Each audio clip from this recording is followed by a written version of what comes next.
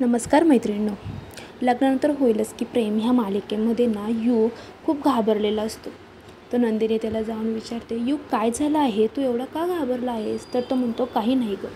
तर नंदिनी म्हणते, काही नाही असं नाही बरं का, मी आल्यापासून तुला ऑब्झर्व करते की तू खूप टेन्शनमध्ये आहे. त्या दिवशी गणपती बाप्पासमोर तू नमस्कार करतानासुद्धा तुझ्या डोळ्यामध्ये पाणी होतं. तुला काही तुझ्या मनामध्ये भीती असेल तर मला सांग ना, आपण त्याच्यावरती नक्कीच काहीतरी सोल्युशन काढूया. तो युग म्हणतो, अगं तुला नाही सांगितलेलं कळत नाही का? तो असा मोठ्याने ओरडतो.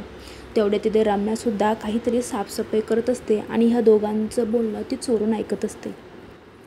तर लगेच आता युग तिला म्हणतो, हे बघ नंदिनी, माझ्या गोष्टींमधून ना तू इंटरफेअर करू नकोस. मला माझ्या गोष्टींमध्ये कोणीही लक्ष दिलेलं अजिबात आवडत नाही आहे. तर नंदिनी म्हणते, अरे असं नाही रे, तू मला टेन्शनमध्ये दिसला म्हणून मी तू विचारायला आले, बस एवढंच, बाकी काही नाही. कारण आल्यापासून मी तुला बघते ना, पहिला तू असा नव्हता पण आता तू खूप बदलला आहेस.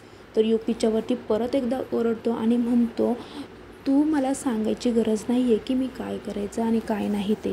तू तुझं बघ. आता हा जेव्हा मोठ्याने ओरडत असतो हे सर्व काही जीवा ऐकतो आणि जीवा तिथे येतो. म्हणतो, युग, ही काय बोलण्याची पद्धत झाली तुझी? नंदिनीशी असं अजिबात बोलायचं नाही मोठ्या आवाजामध्ये. तर युग लगेच जीवाला म्हणतो, तू सांग ना मग नंदिनीला माझ्या गोष्टींमध्ये तिने लक्ष द्यायला नको आहे म्हणून. तर लगेच जीवा म्हणतो, युग, आत्ताच्या आत्ता नंदिनीची माफी माग. तर युग म्हणतो, नाही, मी नाही तिची माफी मागणार.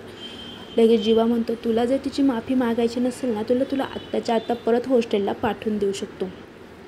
असं म्हटल्यावरती युगला खूप राग येतो आणि तो नंदिनीची माफी मागतो. पण युगच्या मनामध्ये आता नंदिनीबद्दल खूप गैरसमज निर्माण झालेले आहे किंवा नंदिनीबद्दल त्याच्या मनामध्ये तिरस्कार निर्माण झाला आहे आणि आता ह्याचाच फायदा रम्या आणि वसुधा घेणार आणि पुन्हा एकदा आता नंदिनी आणि युगमध्ये ते दोघंजणं भांडण लावून देणार. तर पुढील एपिसोडमध्ये नक्की काय होणार आहे हे जाणून घेण्यासाठी आत्ताच आपल्या मनोरंजन मराठी या चॅनलला सबस्क्राईब करा आणि तुम्हाला व्हिडिओ आवडला असेल तर प्लीज एक व्हिडिओला लाईक करा आणि तुमची प्रतिक्रिया कमेंटमध्ये कळवायला अजिबात विसरू नका. थँक्यू.